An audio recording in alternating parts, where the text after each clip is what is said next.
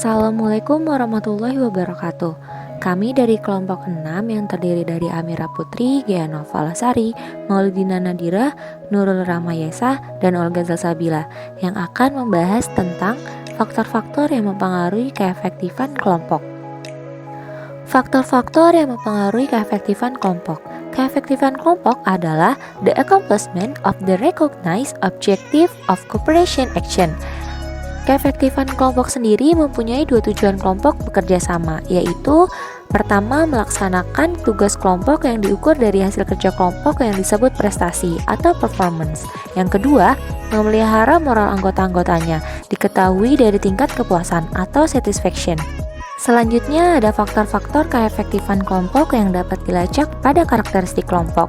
Terbagi menjadi dua macam faktor. Yang pertama, faktor situasional atau karakteristik kelompok. Di dalam karakteristik kelompok terbagi menjadi dua macam. Yang pertama, ukuran kelompok.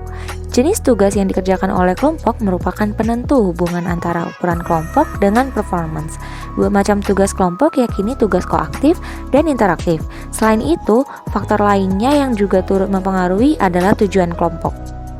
Yang kedua ada kepemimpinan. Kepemimpinan adalah komunikasi yang secara positif mempengaruhi kelompok untuk bergerak ke arah tujuan kelompok. Selanjutnya yang kedua ada faktor personal atau karakteristik anggota kelompok. Di dalam karakteristik anggota kelompok juga terbagi menjadi dua macam bagian. Yang pertama, kebutuhan interpersonal. Pada tahun 1960, William C. Salt merumuskan teori fundamental interpersonal relation orientation atau biasa disingkat VIRO yang menjelaskan alasan seseorang memasuki kelompok yang didorong oleh tiga kebutuhan interpersonal. Di dalam tiga kebutuhan interpersonal tadi terdiri dari inclusion, control, dan juga affection. Yang pertama inclusion, keinginan untuk menjadi bagian dari suatu kelompok. Yang kedua control, keinginan untuk memiliki kendali atau kuasa atas orang lain dalam suatu tatanan hierarkis. Yang ketiga affection, keinginan untuk mendapatkan kekerabatan emosional dari anggota kelompok lainnya. Selanjutnya karakteristik anggota kelompok yang kedua yaitu peran. Terdapat tiga peranan dalam kelompok secara garis besar, diantaranya sebagai berikut. Yang pertama, group task roles atau peranan tugas kelompok. Yang kedua, group building and maintenance roles atau peranan pemeliharaan kelompok.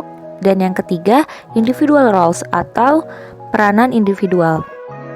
Secara singkat, faktor-faktor keefektifan kelompok dapat dilihat dari beberapa karakteristik besar, yaitu yang pertama, ukuran kelompok, kedua, jaringan komunikasi, ketiga, kohesi kelompok, dan yang terakhir, keempat, kepemimpinan.